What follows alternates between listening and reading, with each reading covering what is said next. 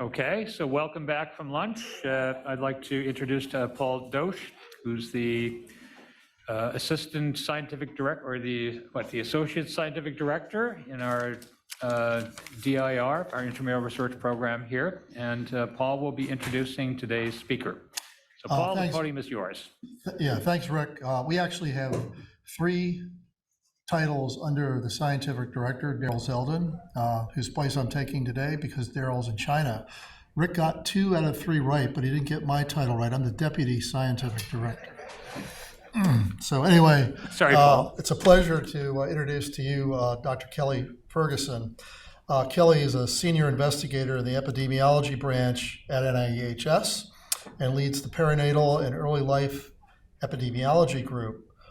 Kelly's science focuses on environmental chemical exposures and perinatal and early life outcomes.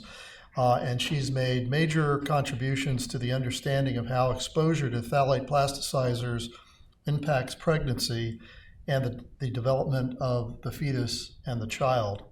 Her recent work on the relationship between phthalate exposure and preterm birth, which was published last year in JAMA Pediatrics, it was also an NIEHS Paper of the Year, was the culmination of her effort to establish a consortium of environmental health cohorts. Her current work in that consortium assesses racial and ethnic disparities in phthalate exposure and how this may contribute to disparities in preterm birth, which she will talk about today. The long title of her talk, unless it's changed, is Hypothetical Interactions to Reduce Racial and Ethnic Disparities in Phthalate Exposure and the Impact on Preterm Birth. Kelly, the podium is yours.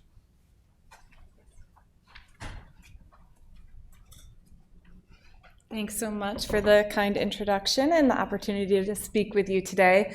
I just, threw up a second title just in case you wanted a little bit more information early on. So I'm really going to be talking about this consortium work that I've been doing, looking at a pooled study of phthalate exposure and preterm birth across 16 U.S. cohorts. And I listed Barrett Welch on this title slide as well. Barrett is a former postdoc for my group who's now at the University of Nevada, Reno.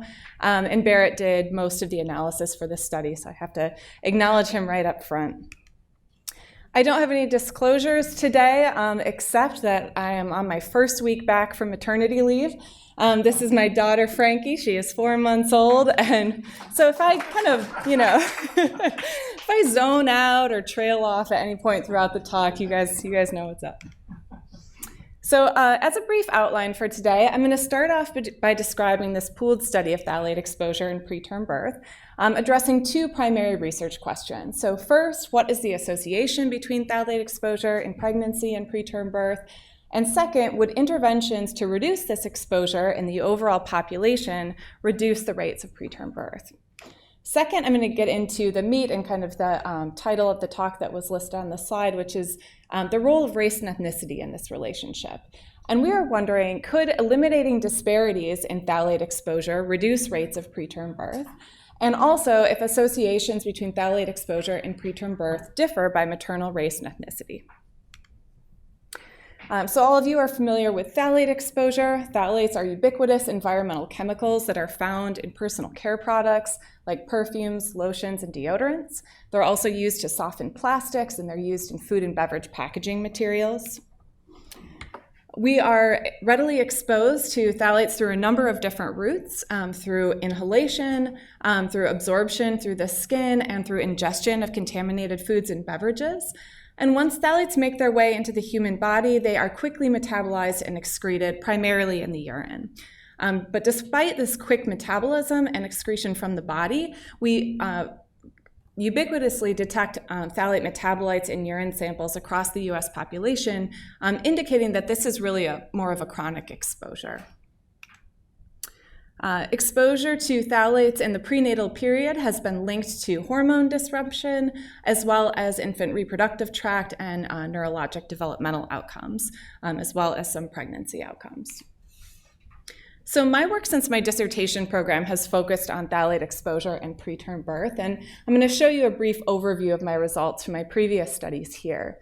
So starting off when I was in graduate school, I looked at this association within the Life Codes birth cohort, and I examined repeated measures of phthalate exposure during pregnancy in association with preterm birth in this population out of Brigham and Women's Hospital. We observed that DEHP metabolites as well as the metabolite MBP were associated with an increased odds of preterm birth in that study. Since coming to NAEHS, I've replicated these findings in 2 other study populations. So first, in the Infant Development in the Environment study, or TIDES, we had a slightly smaller number of preterm births in this study, so we have a little bit wider confidence intervals. But you can see that for the MBP metabolite, the association was very similar in magnitude for what we observed in the Life Code study. Oh, go away, okay.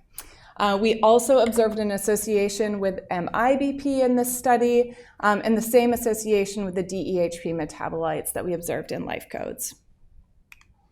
And then most recently, I also performed an analysis within the PROTECT cohort. This is the Puerto Rico test site for exploring contamination threats, which is a Superfund research program project. And in this study population, I also observed associations between MBP and preterm birth, as well as MIBP and preterm birth. We didn't observe an association with DEHP metabolites in that study population, but notably exposure levels were much lower in this study compared to previous studies. So the studies that are not by Ferguson et al. Have much more mixed findings. So this is kind of an overview of the literature on phthalates and either preterm birth or gestational age at delivery up until recently. And these studies have a number of important limitations. So first, they have a very small number of preterm births. You can see in this column here on the left that most studies have 30 participants or fewer up until the recent studies in 2019 and 2020. Another major limitation to this literature is that most studies assess exposure to phthalates in a single urine sample. And this is problematic because we're excreting the phthalates rapidly in urine, so a single spot measure during pregnancy doesn't necessarily reflect exposure across the entire gestational period. And finally, kind of a crude summary of the literature. Here I've listed the phthalate metabolites that were either associated with longer gestation or with shorter gestation across these studies. You see that there are metabolites associated with gestational duration in both directions, but predominantly these findings are null. Despite those mixed findings, there's strong biologic plausibility for this relationship, and my group is primarily focused on understanding oxidative stress and inflammation in pregnancy as mechanisms connecting this exposure and outcome. So in vitro studies have shown the capacity of phthalates to cause oxidative stress and inflammation. Exposure to phthalates has been linked to oxidative stress and inflammation biomarkers in pregnant people, including in the populations I work in. And oxidative stress and inflammation pathways are, of course, well-established precursors to preterm birth. Another possible mechanism that phthalates could be acting through is placental dysfunction. So exposure to phthalates has been associated with expression of genes associated with trophoblast differentiation. And so either or both of these mechanisms could plausibly link phthalate exposure in preterm birth. So with this background in mind, I created this study, this pooled study of phthalate exposure in preterm birth with these 2 primary research questions. Are phthalates associated with preterm birth in a large US sample? And is there a joint effect of phthalate exposure on preterm birth? To identify studies to include in this pooling project, we did a systematic review to identify any US study with prenatal urinary phthalate metabolite measurements. So this really addresses an issue of publication bias, because as opposed to a meta-analysis where we could only use data from studies that had previously published on phthalate exposure in preterm birth, we were using all of the raw data that was available from these cohorts. So we identified 21 unique prospective studies. We excluded 4 with a small sample size, and 1 that didn't respond to an email request, but that one only had a sample size of 70. And we ended up with 16 cohorts. Their abbreviations are listed here, with a total sample size of about 6,000 participants, 538 of whom delivered preterm. Here I'm showing you the study sites across the US and Puerto Rico. And about 10 out of these 16 studies recruited participants in the first half of pregnancy, and deliveries in the study occurred across 3 decades, beginning in the 80s. For exposure assessment, we included 11 phthalate metabolites that were measured in 10 or more cohorts, and those are listed here, the full names as well as their abbreviations. And for most studies, the phthalate metabolites were measured in urine specimens at the CDC in the lab of Antonia Califat. Preterm birth was defined as delivery before 37 weeks completed gestation, with a mean gestational age at delivery among term births of 39.5 weeks and among preterm births of 34.8 weeks. And I'm just showing you here on the left the distribution of gestational age at delivery in these study populations. The primary covariates that we included in the study were cohort, which was analyzed as a fixed effect. We also examined maternal age, race and ethnicity, education level, and pre-pregnancy body mass index. And in this figure on the right, I'm summarizing the distribution of participant race and ethnicity in the overall pooled study. So we had 44% of participants were non-Hispanic white, 13% were non-Hispanic Black, 38% were Hispanic or Latina, 3% were Asian Pacific Islander, and 2% were other, which was used to combine groups of small sample sizes, including American Indian, Alaskan Native, Native Hawaiian, more than one racial identity, or those who checked other in studies where that was an option.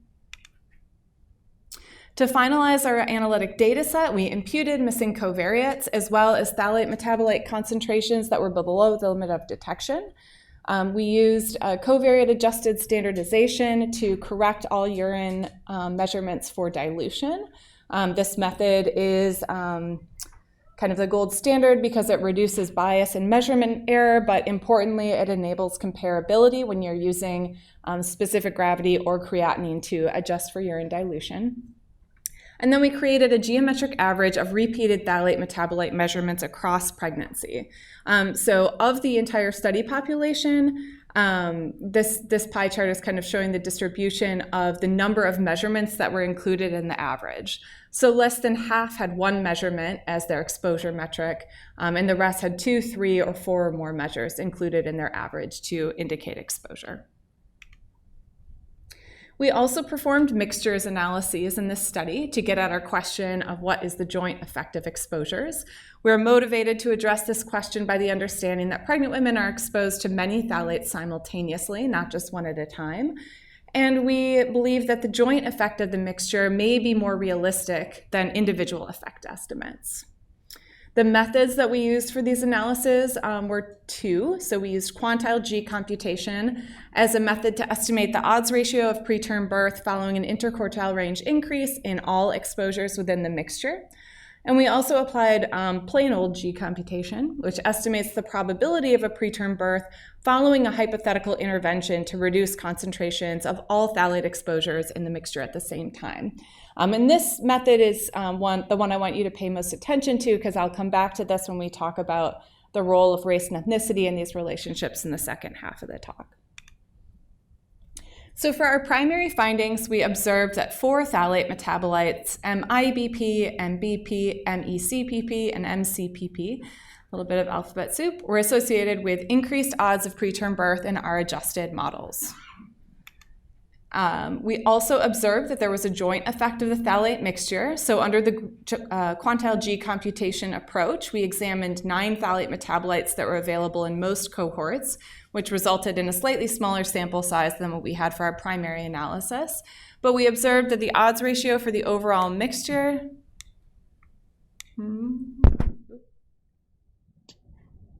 right there, was greater in magnitude than any individual phthalate metabolite. So this odds ratio can be interpreted as the odds of preterm birth in association with increasing all phthalate metabolites within the mixture from the 25th to the 75th percentile. We also applied the G computation approach to a mixture of the most commonly measured phthalate metabolites, and the results from this analysis estimate the reduction in preterm births for an array of hypothetical interventions. So ranging from a 0% reduction in phthalate exposure up to a 90% reduction in 10% increments. We're showing you the estimated preterm births prevented per 1,000 live births. So for example, for a hypothetical intervention, reducing exposure to phthalate mixture by 50%, we would expect to prevent roughly 11 preterm births per 1,000 live births. And this number doesn't seem particularly large, but when you think that the approximate percent of preterm births among 1,000, when you think that preterm birth affects the population by about 10%, this would be about 11 preterm births per 100 preterm births typically in the US population. So that 10% is actually quite large. As you can expect, we performed many sensitivity analyses to investigate the robustness of our results. We did not detect any heterogeneity by cohort. We saw no differences in models that were adjusting for cohort as a random or fixed effect, and the Wald tests for interactions between cohort and each individual phthalate metabolite were non-significant. We had no significant heterogeneity and confounding, and no differences in models that were additionally adjusted for maternal smoking or year of delivery. We also performed a leave one out analysis, leaving out each of the individual cohorts one at a time, and saw no difference when we performed that as well. So next I'm going to move on to kind of our second paper and focus in this study, which is to more thoroughly investigate the role of race and ethnicity in the relationship between phthalate exposure and preterm birth. Racial and ethnic disparities in preterm birth, of course, are very prominent in the US. The preterm birth rate, specifically among Black women, is 51% higher than among women from all other races.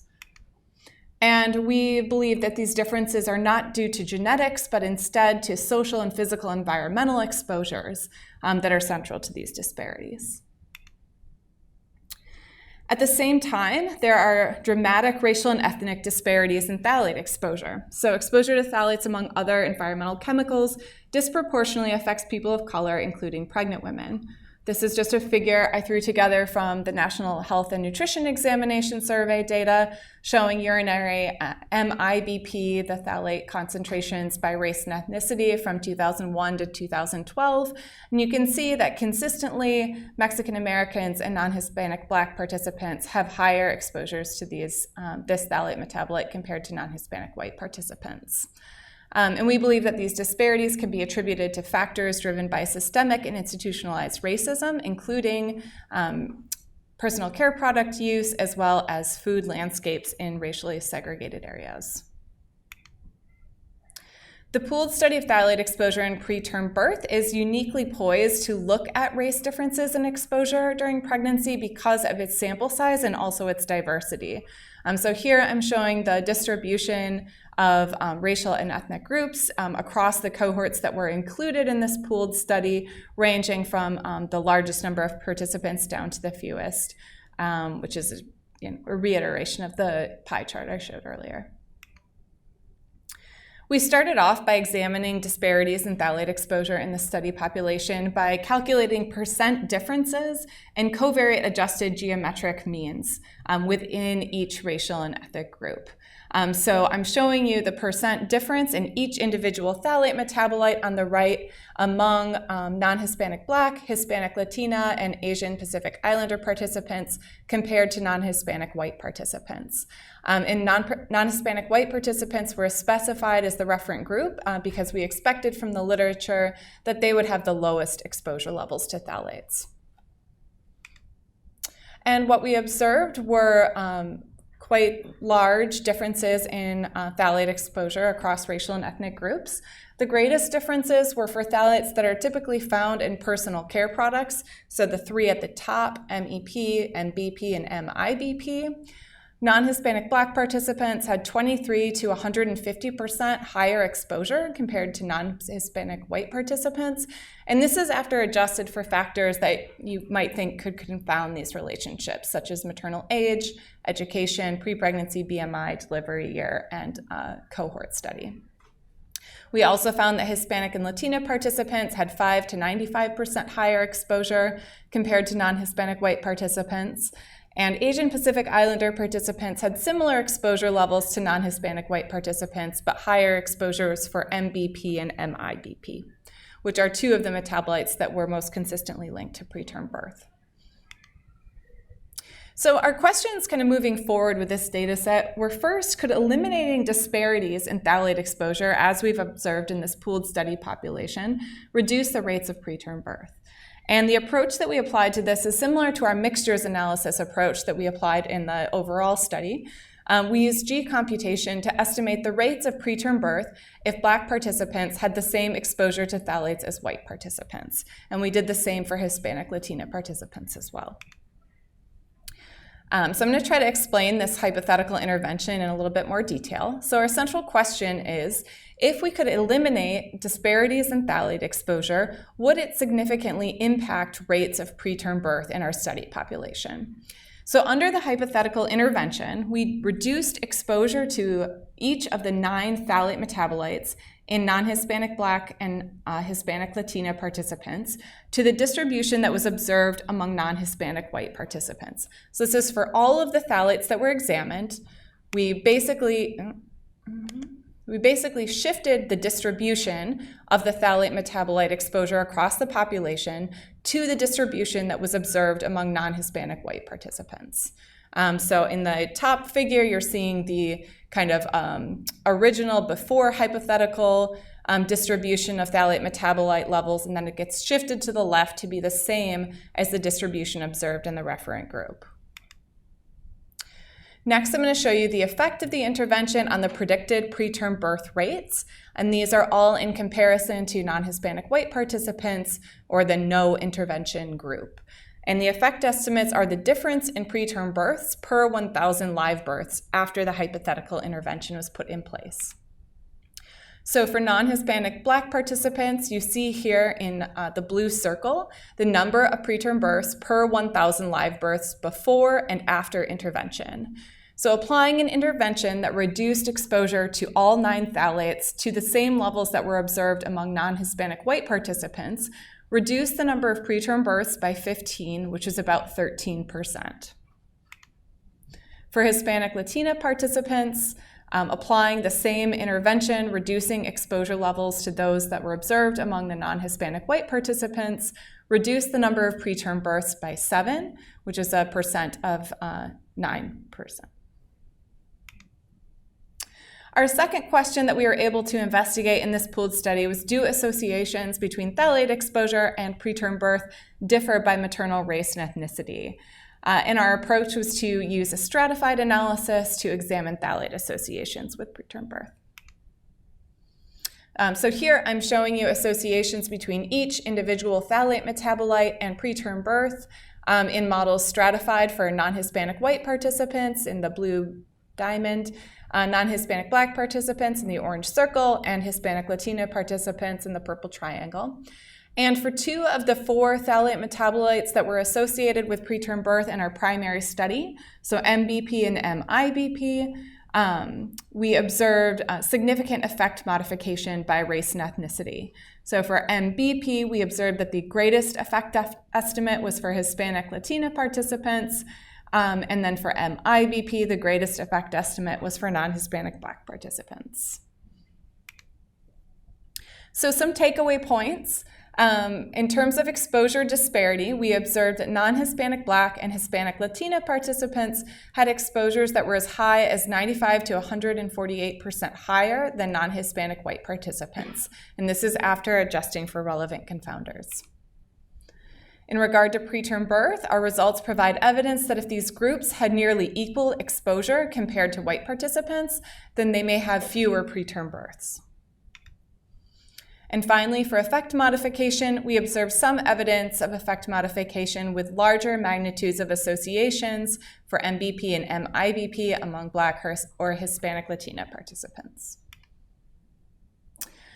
Our study had many strengths, particularly the large number of preterm births that were available, the reduced risk of publication bias compared to a meta-analysis approach, and we had a large sample size for non-Hispanic Black and Hispanic Latina participants compared to most other studies, And our hypothetical intervention framework provided a way to frame our research to address potential benefits from jointly reducing exposures to multiple phthalates at the same time.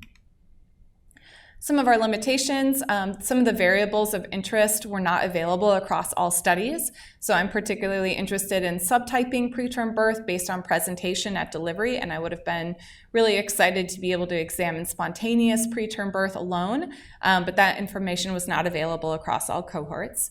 Similarly, we did not have information on diet, psychosocial stressors, or income level consistently across these studies. We also had insufficient sample size to evaluate Asian, Pacific Islander, Native American, or Alaskan Native populations, and the broad definitions of race and ethnicity that we used in this study really obscure inherent heterogeneity within those groups.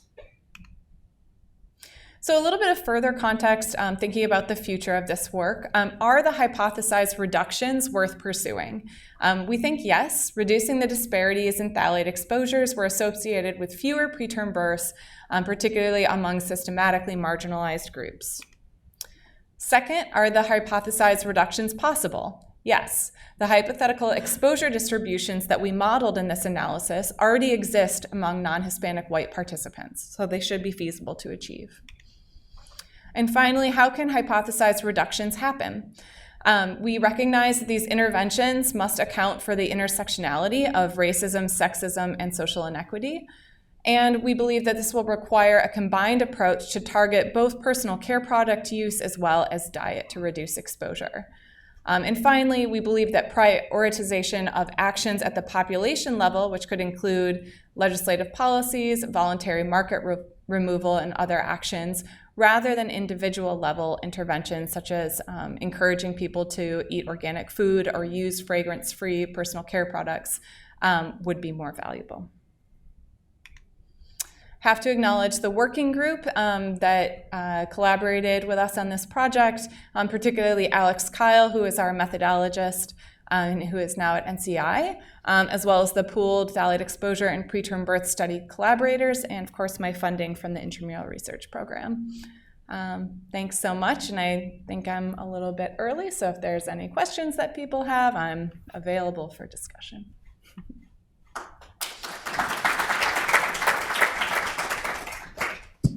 Thank you very much, Kelly. And we do, in fact, have almost half an hour for questions. So plenty of time for discussion. Irva, I see your hand up. Yeah, thank you. Thank you, Karen. Great presentation, and it's so great to see that the publication came out, and I'm obviously excited because one of our cohorts was part of it as well.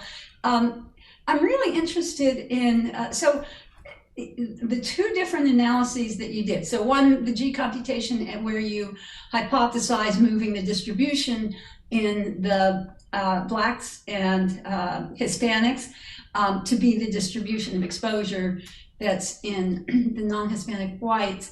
And that seems like an eminently more tractable from the point of view of public health interventions of the two analyses that show sort of special vulnerabilities there, where it's from higher exposures. And on that point, I would love to talk to you more about the issue about policy, what kind of policy changes, and referring to an organization that I founded called Project Tender, where we have been working to try to promote adoption of science-based policies at different levels. And but the other question I have is more of the scientific, and that's not really a question, I guess, but a comment. The question I have actually is in reference to the heterogeneity of effect, where the actual effect, basically it says that for a given exposure is higher in the two groups that are already at risk because of higher exposures. They're also, those same exposures have a bigger impact. And I was thinking about whether you could actually use G computation to to combine the two things, both the exposure distribution and the heterogeneity, to see, how much excess really has to be looked at as potentially modifiable. And I say that because what is it that makes for greater susceptibility of the effect, biologically?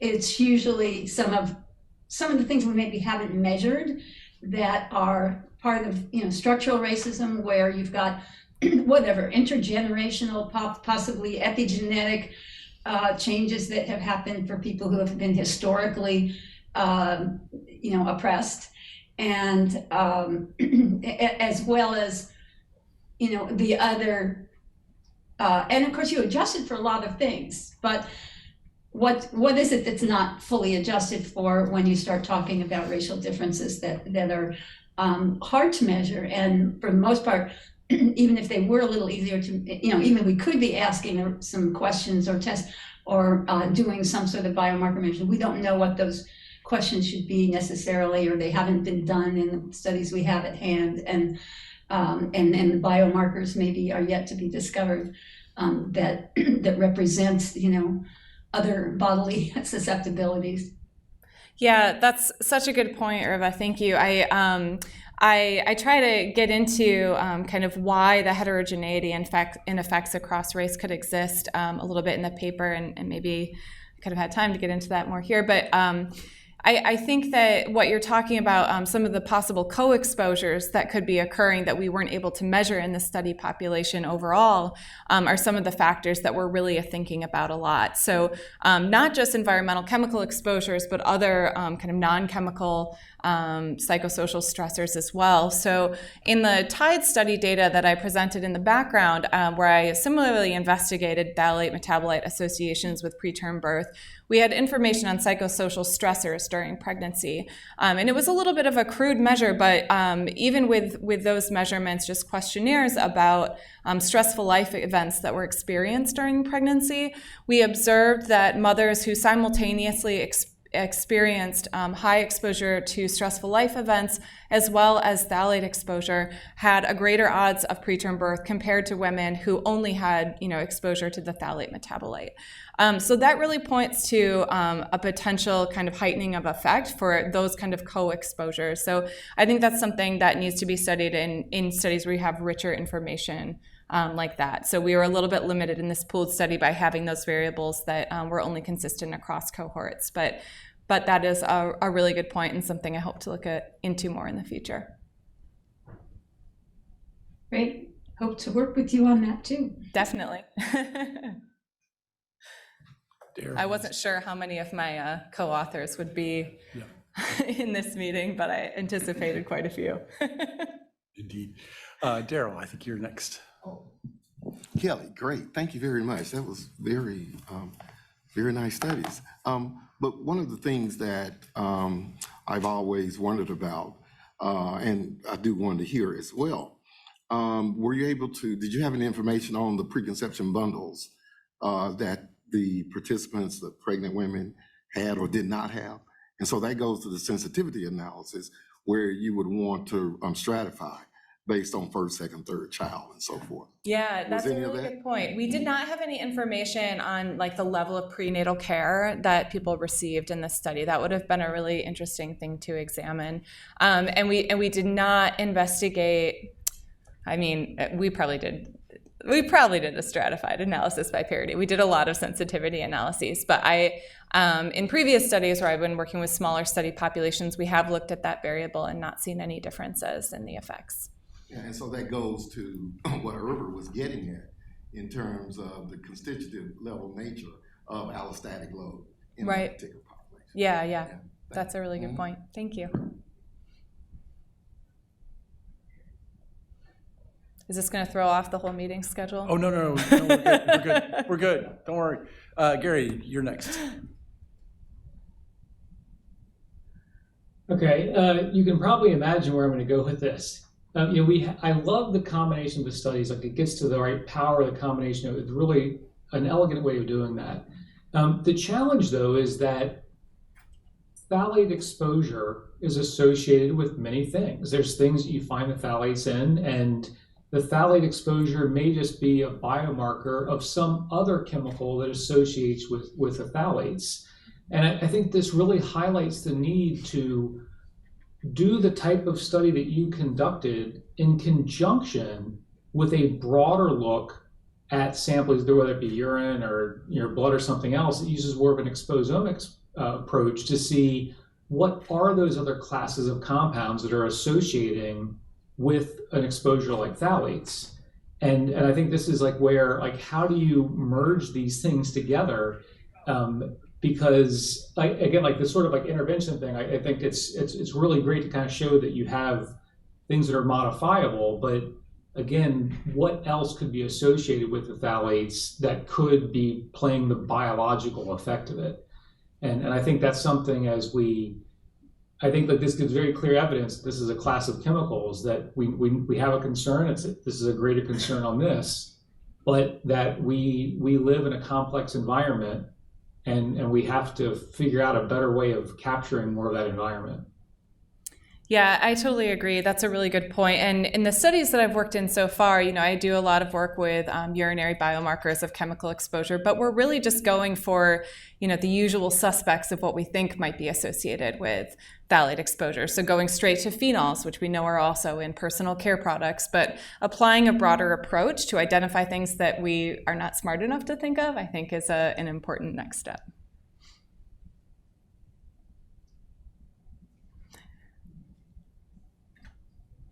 So while we're waiting for other people to build the courage to raise their hand, I was intrigued by your suggestion that a larger policy intervention to either push voluntary withdrawal or regulation of products is going to be stronger than kind of personal intervention.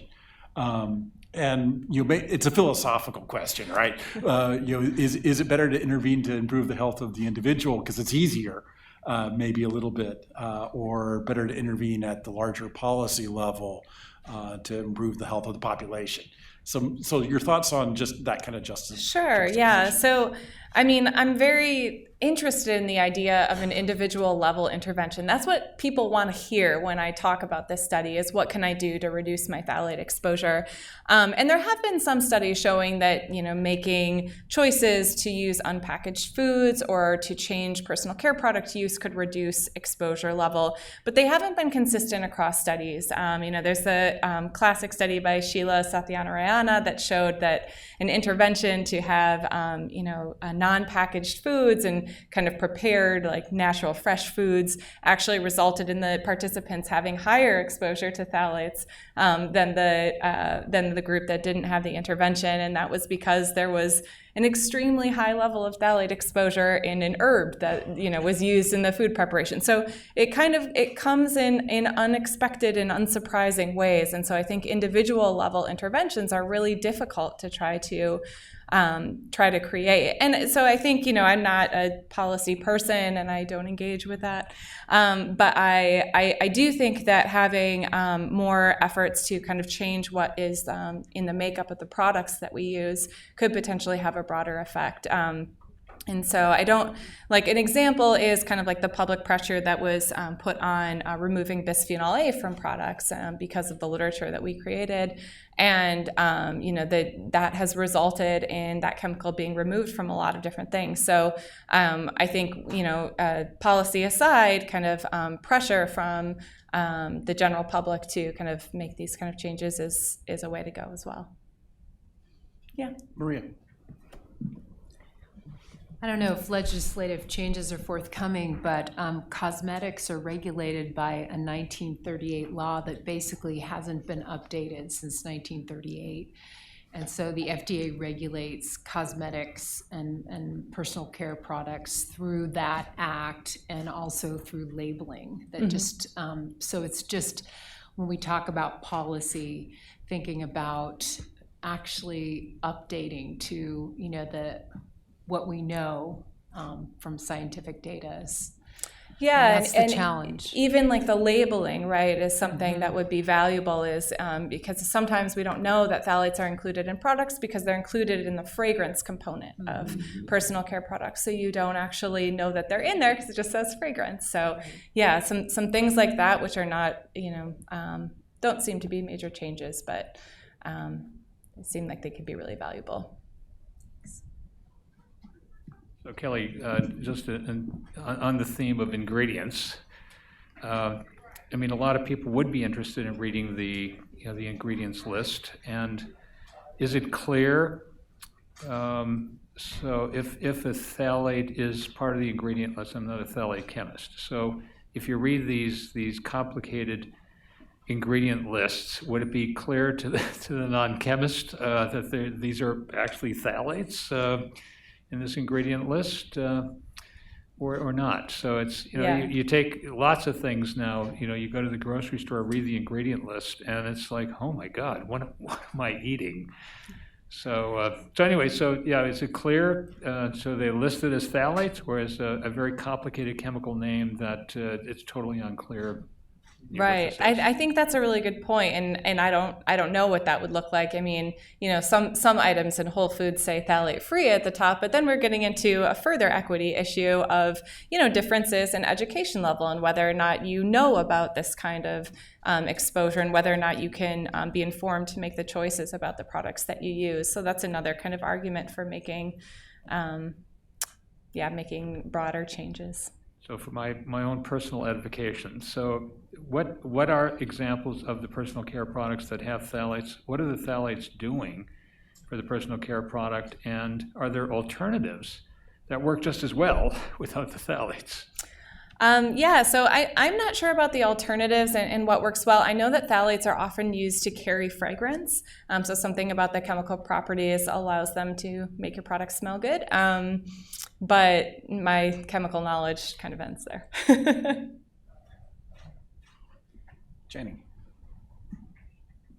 So just one point, most people that aren't amines can't shop at Whole Foods. Yes, So, exactly. But I just was wondering if you think this problem might even get worse with the pandemic. Everything got packaged more so than ever before, it felt like, and it feels like we haven't quite gotten back. I don't know if you have any thoughts on that, but it just seems like it's really difficult to get things that are not packaged, and sometimes packaged and packaged and packaged. Yeah, I've been concerned about that as well. My group isn't actively doing anything to look at differences in pre-pandemic exposure versus post, but certainly the level of packaging is of concern.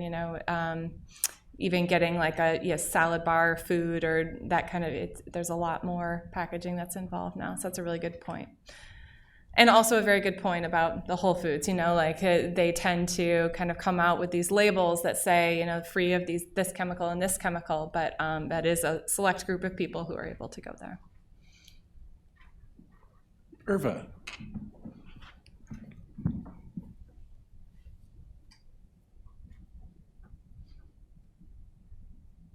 Sorry, I thought there was one more person ahead of me, but she already spoke. I just wanted to add that the importance of preterm birth as an outcome, I guess I'm showing my age, but maybe 30 to 40 years ago, this was a big issue that was really raised, which is why are Black women having, higher preterm birth rates, which of course often comes with low birth weight as well. And I think there was a whole period of time where NICHD was funding lots of research on trying to find, what was the cause. I don't think they really identified much, and I think part of it was that they didn't really take a look at environment in most of that research. So, I think it's exciting, and with Gary's cautious notes of caution and caveats and so forth. I think the growth of this field now is starting to really demonstrate that there's something there, and maybe we're measuring the wrong things, and maybe we're measuring some of the right things. There was an astounding reduction in preterm deliveries during the first 6 months of lockdown when there were not very many vehicles on the road, and the air pollution levels were dramatically improved in most cities around the world and in the US. And it was a big surprise, because who would have thought that, I mean, there are people who study air pollution, and many of them most of them funded by NAEHS and a few other enlightened foundations. But it was really striking. And I spoke to a woman who works in a clinic, and she said the NICUs were empty, that people who normally work are very busy were not busy at all, because there were virtually no preterm births during a several month period there. So I think the field is starting to converge on what some of those factors are, and I think your demonstration of that it accounts for some proportion of that, of the black-white differences, and also Hispanic and non-Hispanic differences as well, non-Hispanic white. It's really important. The other thing about preterm birth is that it puts children at higher risk for lots of neurodevelopmental conditions, and it's a risk factor for autism and for cognitive development, cognitive impairments, and so it's both an undesirable outcome in and of itself, with higher risks, of complications at birth, but also, and some of that might be reverse causation too, that the complications are part of what leads to the preterm delivery, but it's also a harbinger of later in life problems for children. So I think this is very significant work, and yeah, we need to make it more sophisticated, but I think there's a lot to be said for limiting phthalates and in products, and some legislation has been put forward. Dianne Feinstein had some legislation last year that I don't think made it to the floor, but to reduce to eliminate phthalates in food packaging where they are not necessary at all. And they're not necessary as the carrier for fragrances either. So we could do without it, a lot of it. I think Maria, you had another comment? I was just going to note that the reason phthalates and other things can be hidden under fragrances is because industry lobbied to label that as a trade secret. So that's why we don't see what constitutes the fragrance. And just interesting to note about, during the pandemic, less frequent preterm births. I know that there are studies that show that hair care products, for example, are racialized, and hair straighteners and products that Black women use carry far more toxic chemicals. And I'm just wondering if people weren't making it to the beauty parlor, and that impacted. Or were working from home, mm-hmm. Right? People working in salons as well. So anyway. Yeah, that's a really good many point, dimensions. Mm-hmm. Such an interesting study. Thank you. Thank you. Andrew. Two comments, actually. One is, you're probably familiar, Kristen Isaacs and others at EPA have actually been developing high throughput exposure methods and databases looking at consumer products. And I think at the last SOT, she actually showed she's actually able to break out groups like women of color and look at exactly these kind of personal care products. And it would be really interesting to see. Because she does see that increased use as you report here. Oh, yeah, I'll have to check that out. We could connect you on that. Great. That would be really exciting. So following on Irva's comment and with the caution that Brad gave, so if I were to create an action plan to reduce preterm birth, it seems like from your data that reducing phthalate exposure would get us partway there. And so then what else? What else do I want to do in that, given you're probably been digging into effect modifiers and other things that could that are there.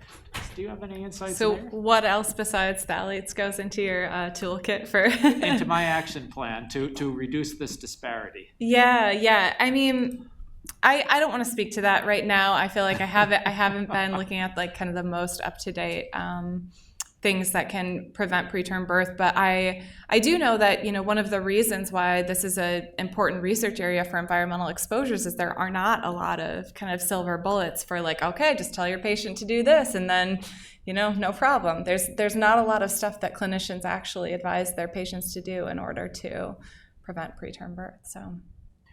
But you said that these do work through the system fairly quickly. They're not dwelling. So yes, if physicians start counseling pregnant moms to not drink coffee and don't use those hair care products, this is.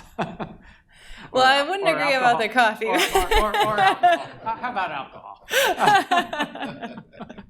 Yeah, so I mean, that's the difficulty with the personal level advice is that it's not necessarily true that if you say, avoid, stop washing your hair, stop wearing makeup, stop wearing deodorant, that the exposure will completely drop because there are so many different sources of exposure to phthalates. And across personal care products, there's a wide variety of things that, contain phthalates. And even across, the variety of those, the brands and the time when that brand was making the product. So it's a really difficult thing to counsel patients on, I think. Thank you so much. Sorry, it's not very satisfying, but I wish there was more that we could say. All right, I think that's all of the hands. So Great. Kelly, thank you again for a Thank great you. presentation and congratulations Thank you. and welcome back. Thanks, everyone. It was nice conversing. I'd rather do that than talk at you, so I appreciate it. Love that photograph, too. Okay, Noni, I see you're on the Zoom. If you are ready to go ahead and share your screen. So our Institute director guest this time is Dr. Noni Burns, who's the director of the Center for Scientific Review. Noni and I actually go way, way back. We started at NIH basically the same time. We did some training together, and she was the review officer for the study section where most of my applications were reviewed. So I know Noni very, very well. And so Noni, the podium is yours. Great, thank you. Let me share my screen here. Just let me know. Seeing that okay? Yep, we got you. Okay, excellent. Okay, thanks very much. Thanks David. Yes, we do go way back. Thanks to Rick and Trevor for this opportunity to come and talk to you and your council about CSR's initiatives, a few of them. So before I get started, I just, first of all, don't worry about this 59 slides. That's not how long I have. Most of those are appendix slides in case questions come up.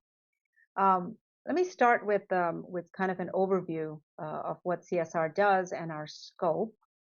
So CSR is entirely focused on ensuring that grant applications get fair, independent, expert, and timely scientific reviews that are free from inappropriate influences, and with the ultimate goal of ensuring that we can identify the highest impact research for NIH to fund. In fiscal 23, CSR reviewed around 60,000 applications, and that's about more than three quarters of all of NIH applications, a vast majority of R01s, small business, and NRSA fellowships. We did this with the assistance of 19,000 reviewers and over 1,200 meetings. And in addition to sort of these, what I like to call kind of our bread and butter mechanisms and our standing study sections, there's a whole lot more. CSR handles many, many special initiatives that are trans NIH or even that are single institute, but we get a request to handle those. And so last year, we oversaw the review of 161 special initiatives, some of which are named over here and you'll probably recognize. Okay, so last year we issued our 5-year strategic plan, and that strategic plan was built on a framework, a strategic framework that has been in place since 2019. And the framework is entirely focused on optimizing the peer review process, and it's in 3 domains that I like to think of as a structure function problem, right? So there's a structure of study sections that very much impacts the outcomes of review. And that, what I mean by structure under study section is the scientific scope of the study section and the boundaries of the study section. What's being compared to what, is the size appropriate for competition and so forth. And then even if you have study sections that are perfectly structured and adapting to emerging science, the quality of the reviewers, who we're recruiting as reviewers, how we're training reviewers very much impacts the outcome of review. And then you can have great study sections and excellent, well-trained reviewers, but there are issues in the process that can impact the outcome as well. And so that's where these items come in, things like confidentiality and integrity, bias mitigation, and others. And of course, we undertake this broader framework with a baseline of transparency, making sure that we're using, hopefully you'll see today that CSR is using data-driven decision-making, and we're engaging with our stakeholders, especially through council and our council working groups. And of course, we couldn't do any of this without our staff, and we've invested significant resources in staff training and development. So they very much lie at the center of everything that we do. So what I'm going to discuss today is first the structure issue, which is the inquire process that we have for restructuring study sections and their boundaries. I'll talk a little bit about the 2 ongoing efforts for restructuring the review criteria for research project grants as well as for NRSA fellowship grant applications. And then some of our initiatives in promoting fairness in the review process and diversifying panels. So let me start with inquire. So inquire is one of the tortured acronyms, and of course NIH has a number of tortured acronyms. This is one of them. It's evaluating panel quality in review. And what this is a deep dive that for a cluster of study sections in a broad scientific area, and an evaluation of how well those study sections are structured and are functioning. It's systematic, it's data-driven, and starting in 2019, we've been evaluating around 20% of our 180 standing study sections per year. And the goal is that each study section gets a look every 5 years. It's a 2-stage process. So the first stage involves getting together an external panel of experts that look at the study sections. We provide them with different types of data. And one of the attributes of this panel is we try not to bring on people whose entire future basically is resting on the existence of one committee. We want to make sure that we have people at a higher level who can look at sort of broadly at science and can provide us with input. So we have this external scientific panel. We provide them with publication data from funded applications, aims, ESI outcomes, and ESI data. So this is early stage investigator. We want to make sure that the panel is open and welcoming of early stage investigators, and that early stage investigators are indeed applying to the field. And it's not kind of a dying field where there aren't that many young investigators. So they get a bunch of data, and then they get a lot of freedom to do what they want to do or recommend what they would like to recommend to us. So they can recommend creating new study sections, merging, and eliminating study sections.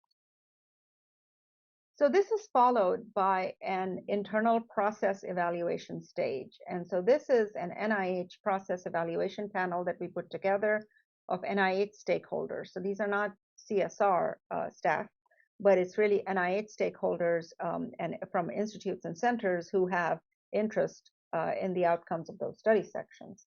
And we give them a number of data's application number, trends, roster expertise, et cetera.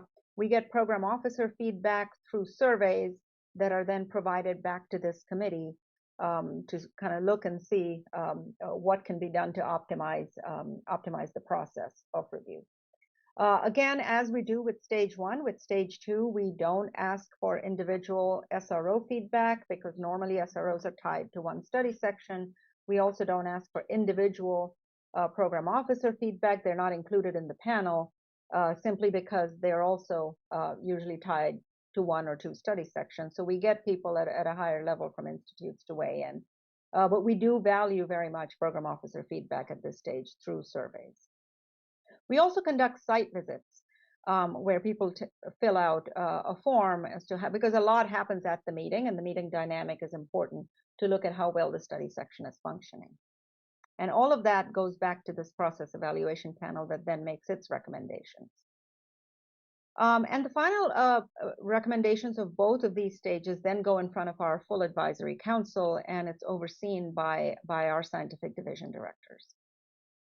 So I won't go through this, these multiple steps, just to let you know that there are multiple steps that do follow advisory council approval. We go through, a refinement of the guidelines, publishing the guidelines, doing some mock referral to make sure that these are healthy study sections that have been proposed, and then moving members based on their expertise to where their expertise is moving to.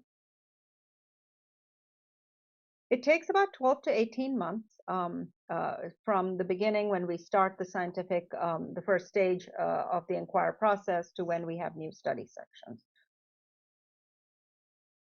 So thus far, beginning in late 2019, we have reviewed about 152 study sections that are either completed or in some stage of progress, and covers the broad fields in different areas.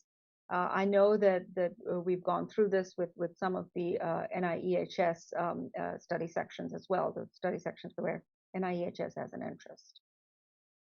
But overall, because we provide the data and we give a fair amount of leeway to the groups, Inquire has actually resulted in pretty substantive changes in study sections. We have eliminated or merged smaller, more boutique panels. We have refreshed guidelines and incorporated emerging scientific areas. And just to give you a few examples, we formed a new study section that, there was a gap area where there was no study section for late stage preclinical therapeutics development. And so that study section was formed and is actually quite healthy now.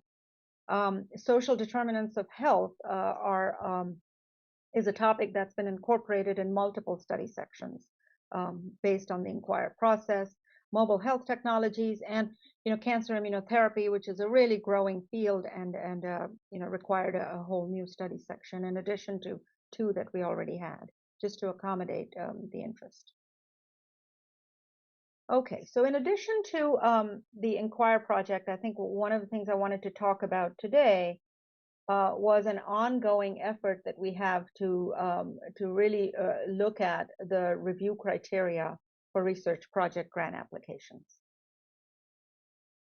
2 main goals of changes that we've proposed to RPG reviews, and both of those are based on issues in the process right now. So one of them is sort of the drift in the role of peer review, right? So the goal of first level peer review, the second level is at the council, first level is at the study section. Goal of study section peer review is to provide NIH with the advice related to the scientific and technical merit of grant applications. Right. And over the last decade or more, a number of administrative items have been added to the reviewer's plate. So that increases review burden, and we've heard about that from reviewers. But more importantly, it kind of detracts attention away from the primary purpose of peer review, which is we bring all these smart people together and experts together to advise us about the science, and then we ask them to do all kinds of administrative checklists that they have to do. So one goal was to take a look at that and see how we can streamline it and make it much more focused on the science. And it was a really good opportunity also to address reputational bias in the peer review process. So reputational bias is bias that specifically comes in evaluation of the investigator and environment, right? And reputational bias is not unique to peer review. Peer review is a microcosm of the broader biomedical scientific community. You see that in your institutions. You know, it's very much hardwired into the community, which is, you know, who trained with who, which institution, are you at an R1, that kind of bias comes into multiple processes, and peer review is one of them.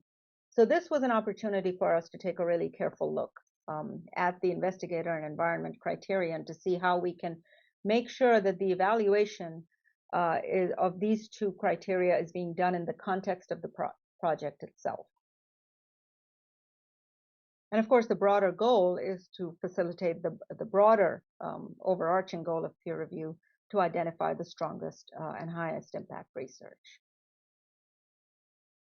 So this is a lot of words on this slide, but what I wanted to get across here is that we did this with engagement with our advisory council, where we formed two separate advisory council working group. They had overlapping membership, and they looked at non-clinical trial research project grants as well as clinical trial project research grants. We gave them some regulatory guardrails, which is that the Code of Federal Regulations of Public Health Service requires NIH to use these 5 review criteria that are currently being used. However, NIH can interpret these as we want, and they can group them as we want, and there's a lot of flexibility on how scoring is done. So that's what the council working groups had in front of them, and that was their guardrails. It's been ongoing for a while. We started actually before the pandemic. We did a lot of input gathering, and it continued for more than a year through the pandemic. And they had a number of, the working groups had a number of meetings to develop the framework, and really went through a pretty thoughtful process in doing so, considering the feedback that they got of the current pain points in the process. In April, the full advisory council approved these, and then they went through more than a year of NIH input and modifications that was then approved by NIH leadership. And then we opened an RFI that closed recently, and I'll talk a bit about that. But let me start with what is changing. So the main change is to take the 5 review criteria and group them into 3 factors. And you can think of these 3 factors as, you know, should it be done, can it be done, and will it be done? And that's kind of where the working group was coming at it from. The importance of the research is factor 1, under which lies significance and innovation. And one of the things we saw, feedback we heard, is there's some level of confusion about innovation. Does everything need to be innovative? Is it conceptual? Is it technical? Right? What about something that's really important but fundamentally not innovative? This allows a level of flexibility on the part of the reviewer to weight things as they want to come up with a single factor score from 1 to 9. Importance of the research. Rigor and feasibility is the second factor, which is also going to be scored 1 to 9. The big change is factor 3, which is called expertise and resources. So here, this will not be scored. Under this lie the 2 criteria, which we felt were a little bit problematic in terms of bias, investigators and environment. So when you give, so one of the reasons that we took away the 9-point scoring scale from here is when you have 9 bins, that's where bias creeps in. Those of you who probably served in review can attest to this. You know, an example might be that an R1 institution or a famous institution might get a 1 under environment, but something like an HBCU or a state school, which has stellar resources and just really appropriate for the project would maybe get a 3, right? So biases creep in when you give people a lot of degrees of freedom. So the recommendation here was to have a binary choice, which is either the expertise and resources are in place to carry out the research project, or they're not, or there's some gap. So we offer a drop-down, appropriate or gaps identified. If a reviewer picks gaps identified, they need to be very explicit about where the gaps are. And that should obviously affect the overall impact score. So we want people who are strong, who are productive. We want environments that are conducive to carrying out successful research projects. But we want reviewers to be specific if there are any gaps. Most of the additional review criteria, which includes human subject, vertebrate animals, are mostly unchanged, and they do, of course, continue to affect overall score. And then a number of the additional review considerations. So these were administrative items that are added at the end. They never did have any bearing on the overall impact score, but reviewers were asked to comment on them. They are being removed from the first level of peer review. We had an RFI that opened in December and closed on March 10th. We had over 800 responses from a variety of sources. And because we got a lot of input at the front end of this when we started the process, we weren't that surprised that a majority of the respondents to the RFI were very supportive of this direction.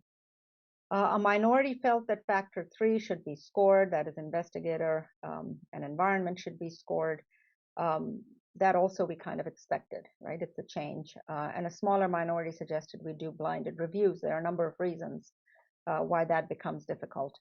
Happy to discuss those in the Q&A if you want to. Most recommended that CSR develop strong training resources. So this is going to be a big change and a big lift for our reviewers, for our SROs, for chairs, and we completely agree, and we're planning a very methodical, careful, centralized training process and socialization process for the reviewers coming up. There's currently a trans NIH implementation committee with Institute Center expertise, and they bring multidimensional expertise in a number of aspects that are going to be very important. You know, systems and ERA, communications policy. So they are looking currently at the RFI input and developing a rollout strategy. Our plan is to have this implemented, hopefully, it's tentative, for the October 2024 receipt dates, which means the first reviews will happen in February, March 25 for May Council. This date might change, but at this point, this looks feasible based on what the experts are telling us. I want to give a big shout out to our advisory council working groups who really considered a broad range of input and came up with a solution that actually NIH found very feasible, and we got really good, strong response from the RFI as well. So big thanks to them. So that was for research project grants. We have also been looking at the review of NRSA fellowship grant applications. So this working group that we convened didn't start until 2022. It actually was very much more fast-tracked. They seemed to generally be in agreement, and so did NIH. They held 14 virtual meetings. They developed some recommendations to tackle the review of NRSA fellowships. Once again, they had data, they got community feedback. The big feedback, the bottom line of the feedback that we heard loud and clear was concerns that, similar to the RPGs, that there is a process that favors elite institutions, senior, well-recognized sponsors. And so that was, and we're leaving out really strong scientists. They don't all train in the same 15 labs, right? I mean, so it's really, the process itself is preventing NIH from identifying future scientists and offering them training resources. So we also looked at data. So we looked at over 6,000 applications and did data analysis that basically supported these concerns. I mean, basic fellowship applications concentrated in a small number of institutions that submit the most applications. I'll show you the data in a bit. They tend to do better in review, and then the more senior the sponsor, the better the review outcome for NRSA fellowships. So this is just 1 year's worth of data. It's 3 council rounds in 2021. And what you see here is that 15 institutions submit more than 100 applications per year, 100 fellowship applications. That's basically, they're highly experienced at getting these out. But a majority of institutions submit, single digit per year. That's a big gap. That's a big gap in sort of expertise and knowledge of the process. And so it's not surprising that institutions that submit the largest number of applications do better in review as well. So those with 100 plus applications tend to have, 43.6% that are high impact and 35% that are not scored. Those who submit 1 to 25 applications a year, these are ones that are not that experienced in getting fellowship applications out, do much worse, have fewer higher impact applications, and many more that are not scored.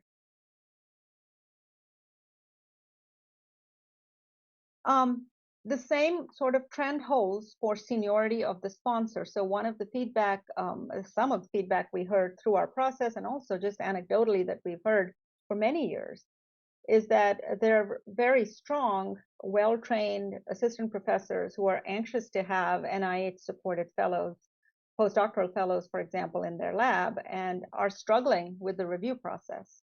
So here's the sponsor rank. Assistant professors, 55% of them. If you have a sponsor who's an assistant professor, 55% of the time you're not scored. High impact, 25.8%.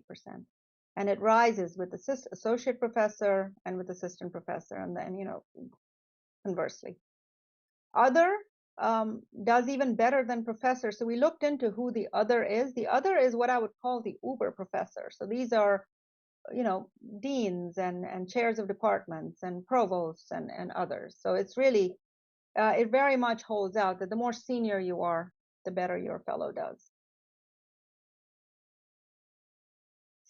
And so the approach here was first to revise the fellowship application to ensure that all candidates from all institutions and different areas can present their accomplishment in the context of the opportunities they've had, and really look at characteristics that define future success in research.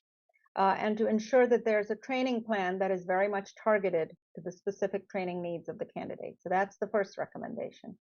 Second recommendation is to revise the review criteria to match up with the application and to better focus very specifically on the potential of the applicant, strength of the science, and the training plan. And more explicitly, to reduce the influence of the name recognition or sort of reputation of the sponsor or institution. And again, the broader goal remains to identify the most promising trainees of the future, and they don't all come from 15 institutions. So that's our broader goal. So these are some of the details. We currently have an RFI out, so you can get a lot more detail from there. I'll have some links later on.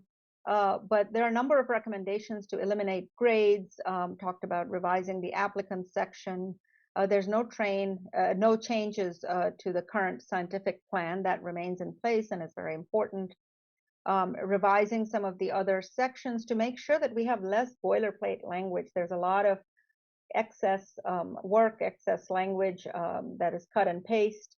We want to make sure that we're really asking sponsors and letters of support to be targeted to the candidate, right? And then an optional statement is being proposed to address situations where someone might have had to switch labs midway through their training, and more. The second recommendation is to change the fellowship review criteria. And the main change is having these two, sponsors, collaborators, and consultants, these are the current, institutional environment and commitment to training. This is where the reputational bias comes in. And these are very important. It's really, the sponsor is critical to the training of a postdoctoral fellow. The institutional environment and resources available are critical to training. What we're proposing to do is have these two sponsors and institutional training be reviewed in the context of the potential of the training plan and training resources, right? So these are very important, but in the context of the fellowship application itself, of the training application itself. So these were presented to the CSR Advisory Council and were approved with no changes by the Advisory Council, and also endorsed with no changes by the NIH leadership. So all this occurred in 2022. We currently have now a public request for information that opened in March and will be open through June 23rd. You can get a lot more information on our blogs, and these are cross-posted blogs on my blog as well as Mike Lauer's. I would really urge all of you to distribute the RFI and the information out to your networks so we can get a robust response to this RFI. So I'd appreciate your help in getting the word out. And again, I really want to thank what a dynamic advisory council working group we had that worked so hard, that kept requesting data from us, and the data matched up with the sort of anecdotal feedback they were getting, and came up with, I think, a terrific set of criteria for us. Okay, so I get asked to come and talk about the changes in the review process for RPGs and for fellowships, and I want to do that.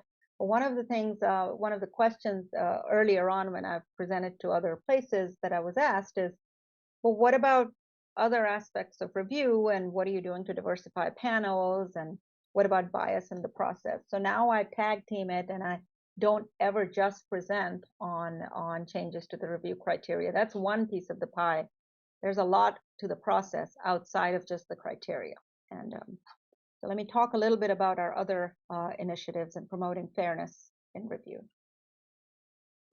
So I had mentioned that we have 120 standing study sections, which means, and usually study section chairs come on for a 2-year term. And what that means is every year we have around 90 new incoming chairs for study sections. And each year we hold 9 to 10 sessions, small group sessions with incoming chairs for a couple of hours.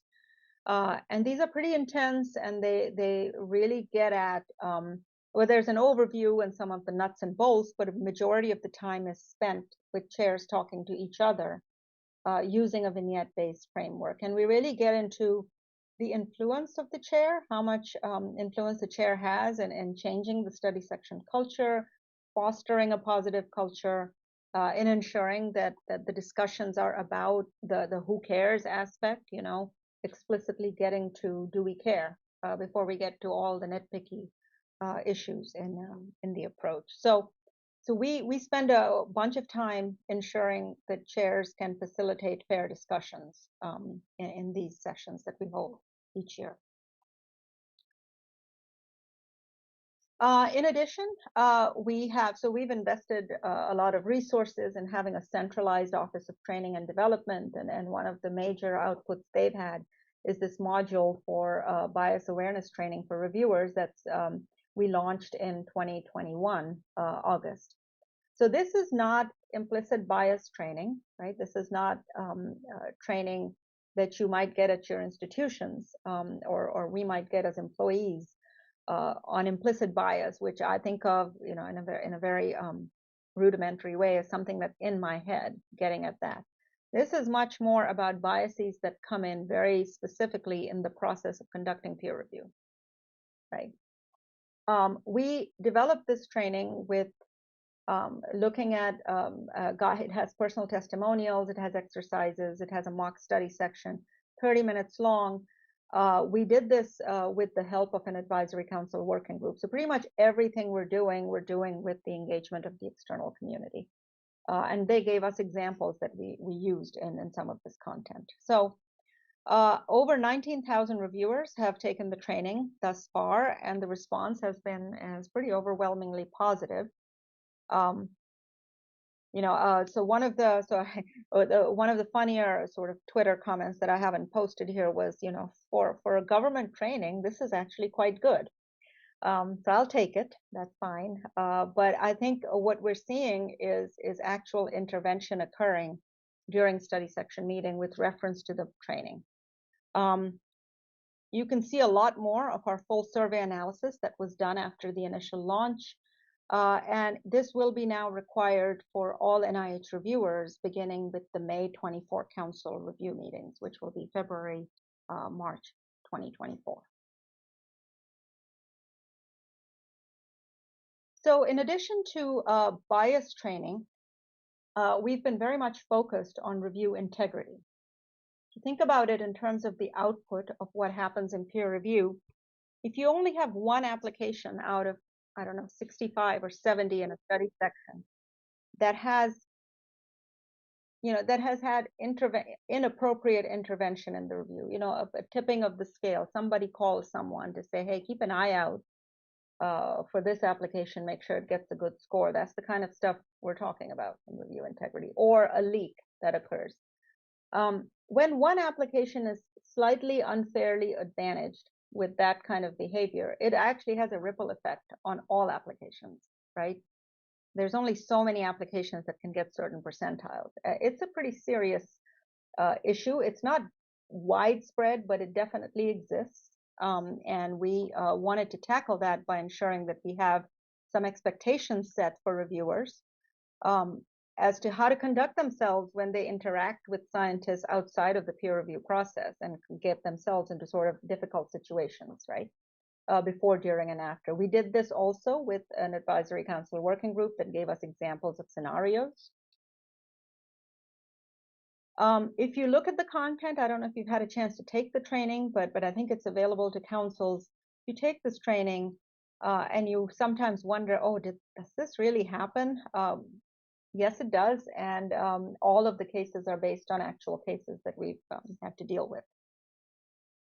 More than 12,000 reviewers have completed the training, and this too will be required for all NIH reviewers with the May 24 Council review meetings. And then, when you're doing 60,000 applications with 19,000 reviewers that you interact with, I'm not under any illusion that the process is perfect and that bias doesn't come into the process. So we have, we don't always hear about it, and we'd like to hear about it. So as of a couple of years ago, we have this direct reporting mechanism that goes directly to Gabriel Fosu, who is our Chief Diversity Officer.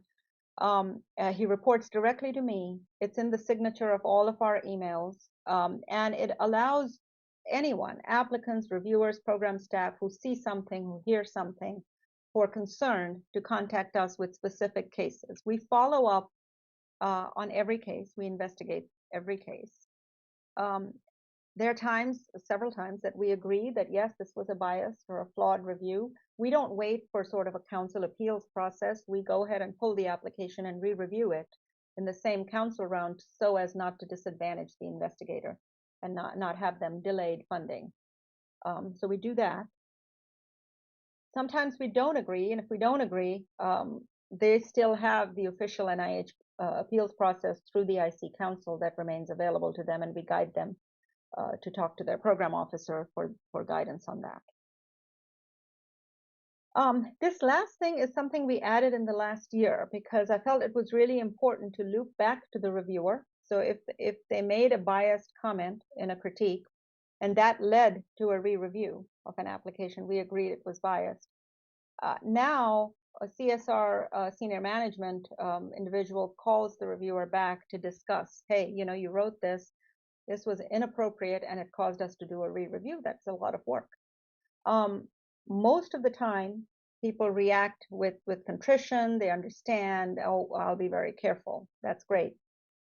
Sometimes they don't agree with us and they argue, and then we have more information then about that reviewer and we can take actions as we need to. But the bigger part of this loop back is to make sure that there is culture change in the review community. They understand that we're looking and we're following through when we're notified.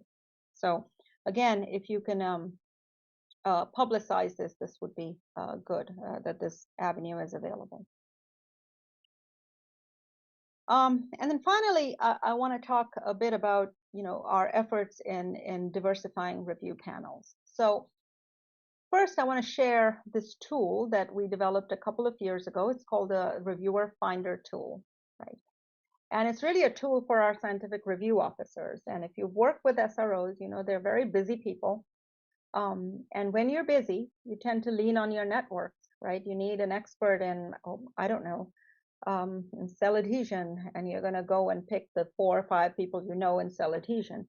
I've been an SRO. I've done the same thing myself. It's not that different from journal editors or people in institutions looking to populate search committees or others. It's sort of a natural human thing to do.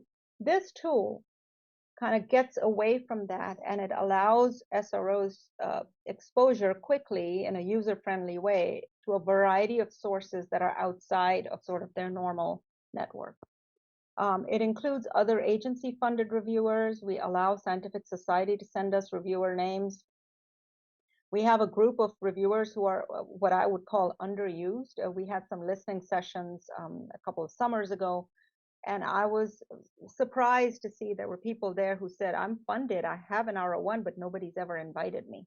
And that's a matter of not being networked, right? So we've specifically called these folks out as a specific group. We have IC program officer recommendations that feed directly into this database, early career reviewers and such.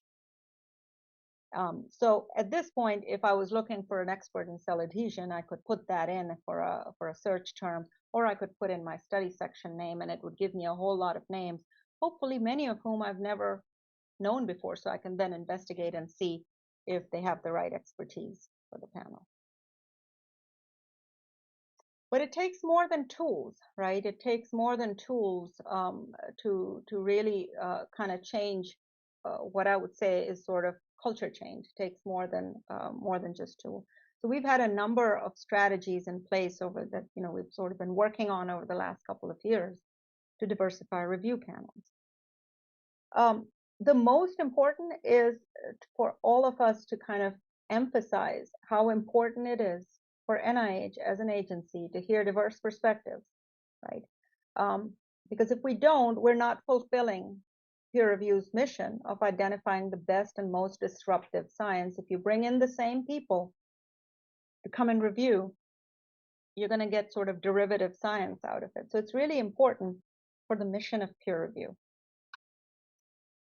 The other thing is to connect diversity and to quality. And we've spent a bunch of time working with our staff and working with each other in doing that. And when I mention diversity, it's not simply demographic or geographic, that's important. But we're thinking of multiple domains of diversity, right? Scientific background and perspective. You don't want a bunch of people who are all sort of from the same lineage, scientific lineage. They're not going to be open to sort of new models and new ideas. Career stage and the amount of experience you have in review all kind of contribute to a diverse panel. Our standing study section membership is very thorough, and there's it goes through multiple levels of oversight. I approve every member for every standing member for every slate. Then it goes to building 1 for NIH director's approval. And so those study sections have been historically and remain pretty enriched in women and minorities as members, although that's increasing. Our focus was on special emphasis panels. These are panels that are assembled by the SROs, usually with no standing members, and so they have to find all new people. And when you have to do this quickly is when you lean on your network. So we focused on ensuring that we had diversity on our special emphasis panels. we've been doing a bunch of work on raising sort of broader awareness, and as a center, all of us working together to look at what is our expectations, and having a lot of open data sharing with staff. We've provided tools that I discussed, and most importantly, there's a lot of emphasis in training, specifically SRO to SRO training, because we have staff who are just really terrific in recruitment strategies, and sharing that among our SROs has been really effective. So this is just some data to show you. This is the percentage, so the dark line down here is kind of, I guess you could call it a benchmark. Starting in October 2019 through more recently, these are the percentage of contact PIs submitting to the CSR that are women. So it's fairly flat, right? Just under 34%. Up there in dark red, there is the percentage of members, study section standing members who are women. And it's always been enriched, 40% women, but it's going up. But the most important thing to note is the difference that all of the sort of the collective effort that we've made has had in the representation in special emphasis panel reviewers. And I think that's really important because that actually leads to more members. As people see expert scientists who are coming in and doing a fantastic job, they then nominate them to study sections. So that's gratifying to see, and we still have, we need to continue to work at this. Similarly, for underrepresented minorities, this dark line is kind of the benchmark, which is among applicants. 9% of the applicants are underrepresented minority. I think it's increased a little bit. It used to be 8%, but over the course of, 4 years, it's increased to 9%. Members were always enriched, because that's a sort of a broader process, but is going up more. And I think it's going up because of the effort being made in SEP recruitment, special emphasis panel recruitment. And as people see highly qualified, underrepresented minorities coming and doing a great job, they're nominating them to study section.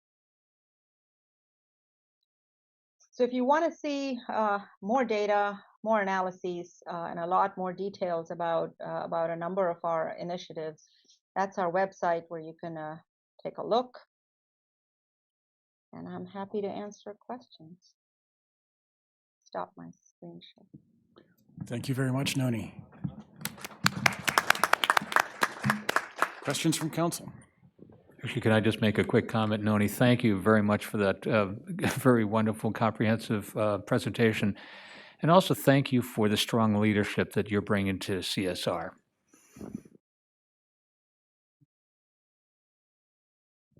Janny, you're first.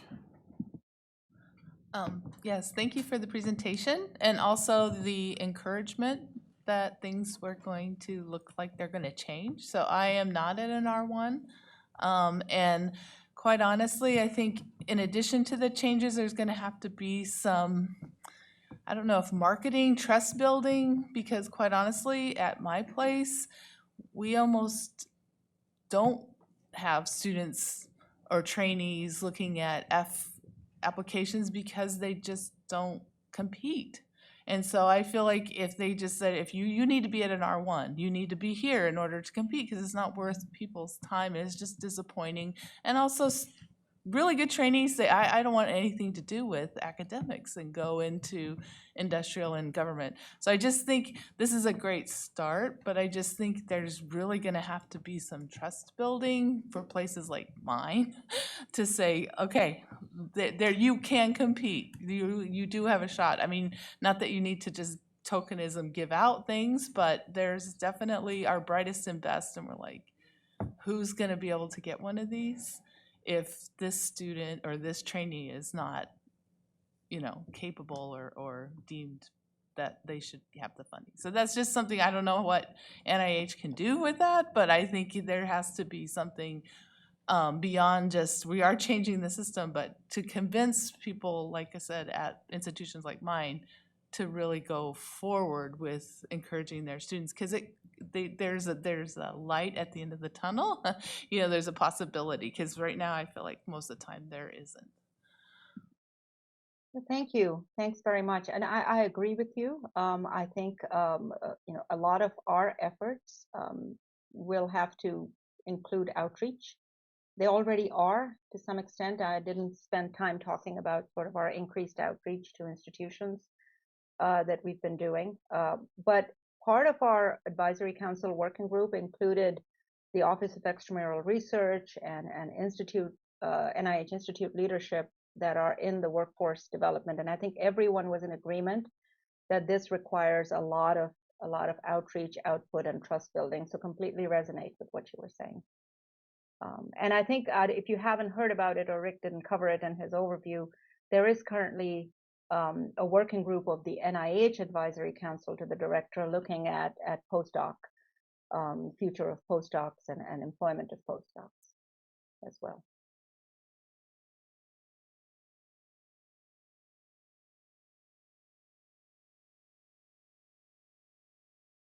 Here, use mine, Andre. Thank you. Just some observations. I teach a graduate student fellowship application course. And one of the first things I do is I line up what all they have to do for this application compared to, say, like an R21 application. It's fairly burdensome. It's a lot more burdensome to put in a fellowship application. And I wonder if there's any ways that you've thought of to maybe reduce that burden. Because I know when I do that, a lot of the students kind of like panic. And so that's a reality that I see, that somehow it would really help. And I think it's why the bigger institutions and part are more successful is they boilerplate some of this stuff, which for a smaller place, we just don't do that, okay? So I don't know if you had any thoughts on that. And the second thing is that has always concerned me when NIH comes up with something new is how are they going to evaluate whether this is better than before? And I didn't hear anything about evaluation, so I'm wondering what you're planning for that. Right. Okay. Yeah. Great. Thank you both. Great comments and observation and question. So first of all, regarding burden, yeah, we heard that. I think we heard that in our input gathering phase for fellowships. The fact that it's actually more burdensome to put together a fellowship application and how that impacts institutions with limited resources. So I think part of the goal here was to change the application to make it less burdensome. I would also urge that for the fellowships, it's still open for the RFI. So the more we hear back from the community that this is a burden through the RFI, the more it will help us sort of streamline that process. I think everyone heard that. It's important that we hear it now with the broader public comment period. So if you haven't submitted, you don't have your colleagues who've submitted, I would suggest you submit that specific comment. It would be very valuable. Regarding evaluation. Yeah, so I get asked that a lot. And so a few things that are, so let me talk about sort of the RPG or R01 review changes, or I could talk about fellowship. It's somewhat the same. A couple of things. One is there's two kinds, right? One would be more of a survey-based evaluation. How are the reviewers feeling about? Are they able to sort of adapt to the changes? Do they think it produces a better outcome? The other is, asking our staff and asking program staff how things are going, asking broader surveys for applicants. But that's just survey-based. We actually have to look at outcomes as well. So what I would expect if the process is working well is that our summary statements are much more focused on the science. I would expect that the distribution of high-scoring applications includes a broader range of investigators and a broader range of institutions and institution types. So I think we have to do a multi-pronged evaluation. We have some plans listed in our blog. I didn't elaborate on those today, but we do have plans for evaluation. We have a whole data shop that does just that. Gary Miller. Yeah, I want to again thank you for all the work that your group does. One of the things I often hear from more junior faculty, especially, is how they feel that the process of grant reviews are random. They're often told this. There's not really a system to it, and I don't think that most faculty in general understand what goes into creating that study section and all the work that your group does in that evaluation. Is, I've noticed you've published some things like an eLife on some of its experiments, but like I think you should just publish some papers on what you have done so people can see that this has been a very systematic and methodical process trying to address these issues. And I think that would help for us to be able to point to a paper that says, look, here's the process and how it works. And I think that there is some noise in the system, but I think if you submit grants over a 25-year career, you kind of look back and say, yeah, the good ones got funded and the bad ones didn't. So I think it'd be really good to do a bit more promotion of your work, and not just in the blog format, actually in the academic literature. That's a really good point. We've thought about it. We need to take a breath and do that. Right? We've been sort of all guns blazing trying to get some of these initiatives moving, but you're right. I think we need to publish them. I also agree about noise in the system. When you have 19,000 human beings involved, there's going to be some noise. It's not going to be like a computer. I do think that holistically, though, there's a level of credibility that it brings us in the world in biomedical peer review. But thank you. Appreciate your comment. Irva is next. Yeah. Hi. Thank you very much, Noni. I've always thought this was quite this enormous sort of almost like a city of its own, the CSR and the enormity, and what you presented really totally affirmed that. I didn't know actual numbers, but I did once many years ago.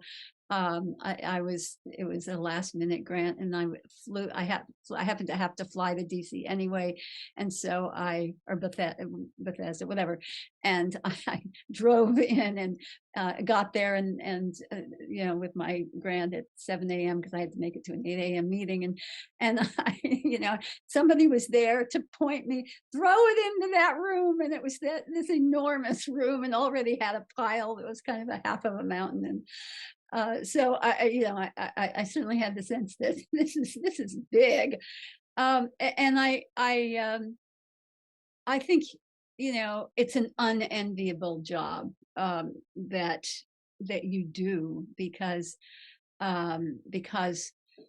and becomes even more so as the pay lines go down, where when I started my career, people were complaining that in the past it used to be 30-40% chances, and now it was down to 22%. And of course, I say that now to my students, and they just throw up their hands. So you've got a lot more losers than winners out there. And I find that sad, and I don't know that there, aside from a completely different Congress or something, that there really isn't a solution. So that's I think you're just really to be commended for all of the work that CSR does and accomplishes. That said, I do want to raise a question for you, and I assume you've heard this maybe many times or maybe not many times, and that is some of the difficulties with epidemiology, and that sort of the word on the street among epidemiologists is, there's these few study sections where you can get a fair, where there'll be somebody who knows something about epidemiology to be able to support an epidemiology grant. And I say this because, and I think it's a justified sentiment, because there is a lot of basic scientists do not consider epidemiology to be science. And I hear that when I'm in meetings. I see that when I see reviews that have come from panels that don't have any epidemiologists on it, and the kinds of things that they will say about the study is it's just epidemiology, it's just correlative, as if we have we don't have these very sophisticated statistical models of how we analyze data and things like that. And so I just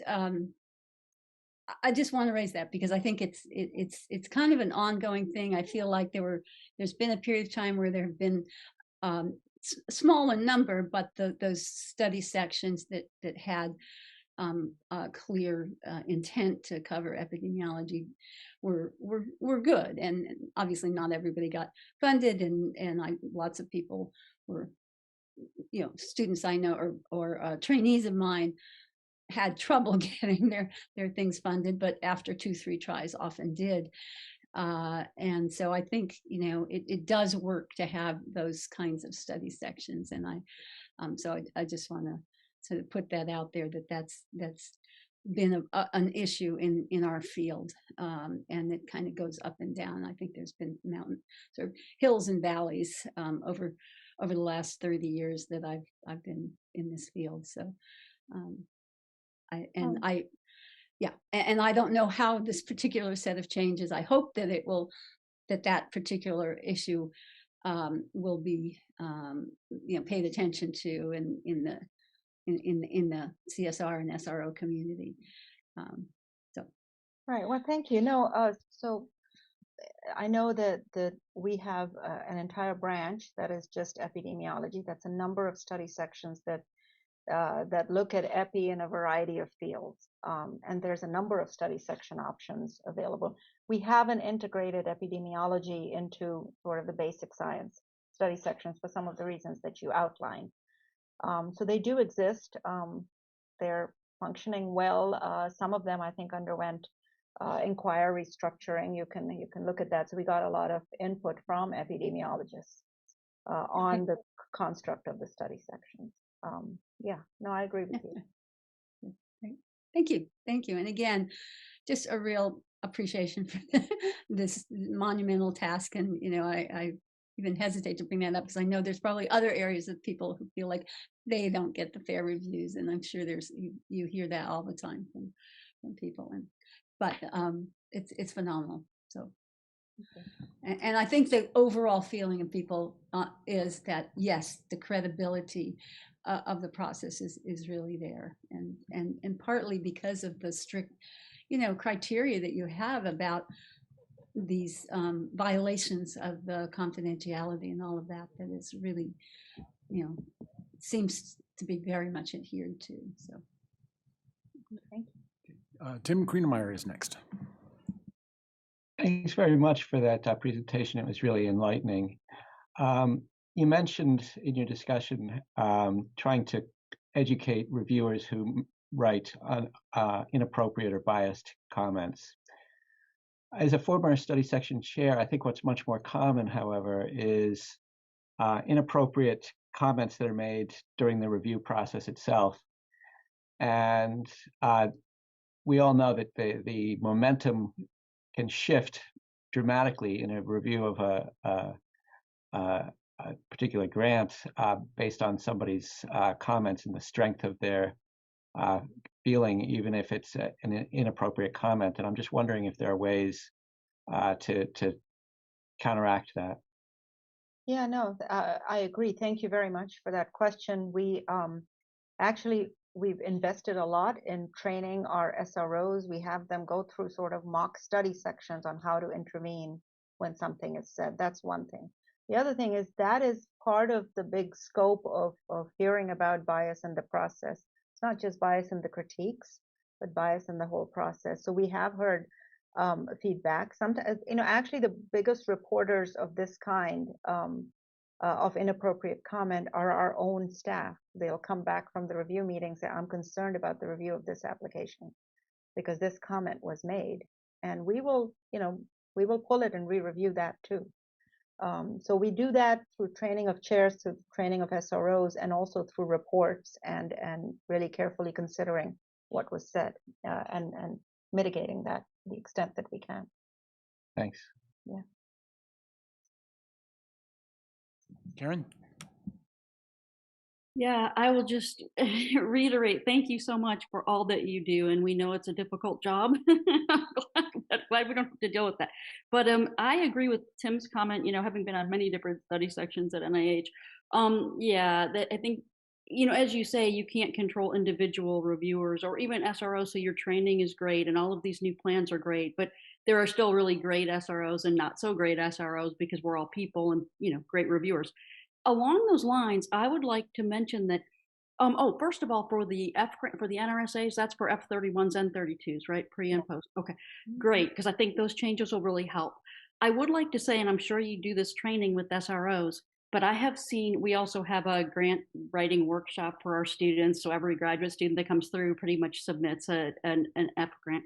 But what I've seen with many students is that they will often receive comments from reviewers that are, I wouldn't necessarily say inappropriate, but I would say that they are written in such a harsh way that I've actually, yes, we have to be rigorous and yes, people have to have thick skins to be in this, to do this job. But I think when you have a pre-doc, I really, especially at that level, but the postdocs as well, but a pre-doc, I have seen 2 students in our department decide to leave science because of the comments that they received. They were so harsh, and I didn't believe it. I'm like, oh, they just have.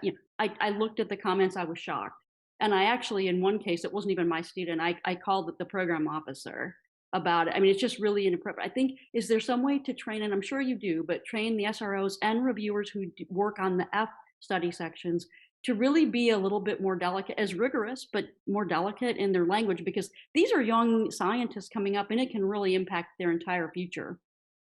No, I hear you. And I think the importance of having clear comments, but not harsh comments, was also in the working group report for fellowships. I mean, we heard that from the community, and I think the working group took that very seriously. Yeah, I think so. I think training, training will help. Screening critiques in advance will help. In general, though, I do think that the fellowship SROs and the fellowship reviewers are especially in tune with that. Because what we see is like score compression, trying to give really good scores to all people because, they're young and they're fellows, and we try to tell them, you got to distinguish. So they tend to lean more on the side of being softer, but, there is that occasional comment that comes through that is pretty damaging.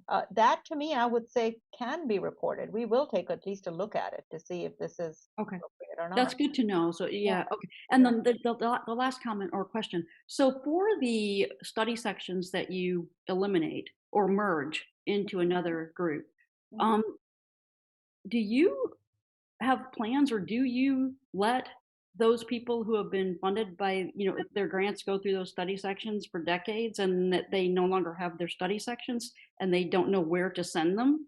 That would be most appropriate. Do you provide that information? So we don't go to the entire applicant community for that, but on our website, when you submit an application, we list this study section is no longer there, and now this area is going to be reviewed by this 1 or 2 study sections.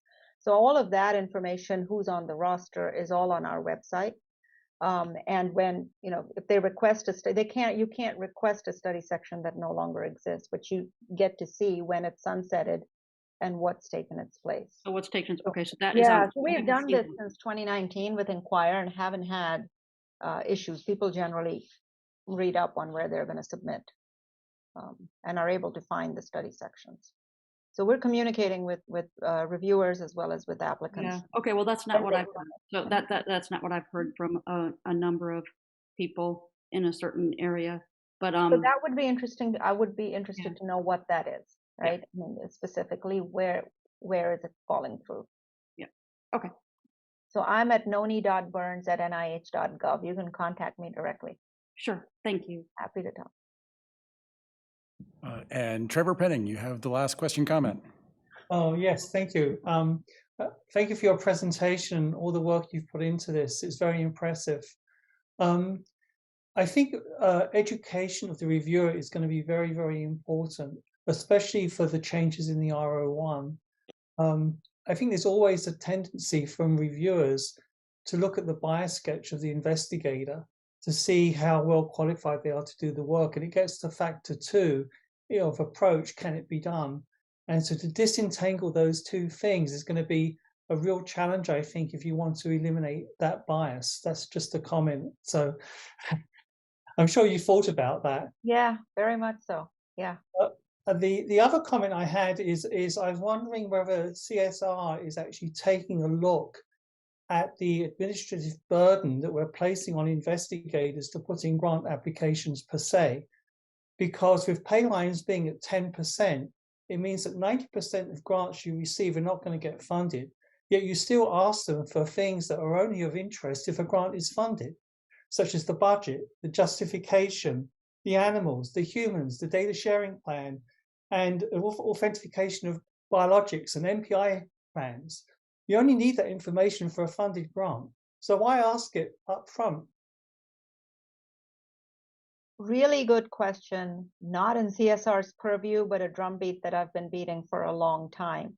If you can send that into the RFI, if you can get it in through Rick, it's really the Office of Extramural Research that controls what goes in a grant application, not CSR. I'm completely in agreement with you. Let me put it this way. So get that word out. If you hear it more from our investigator community, it'll resonate much more. I think people understand it's a burden, but specifics about it would help. So I agree with you completely. Thank you. Trevor, thanks for that comment. When it comes to clinical trials, especially if you're submitting a clinical trial, the burden is tremendous, and the number funded is very small. Sorry.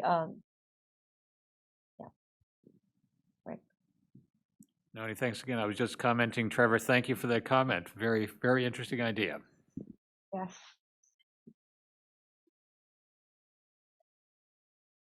Anything else for Noni?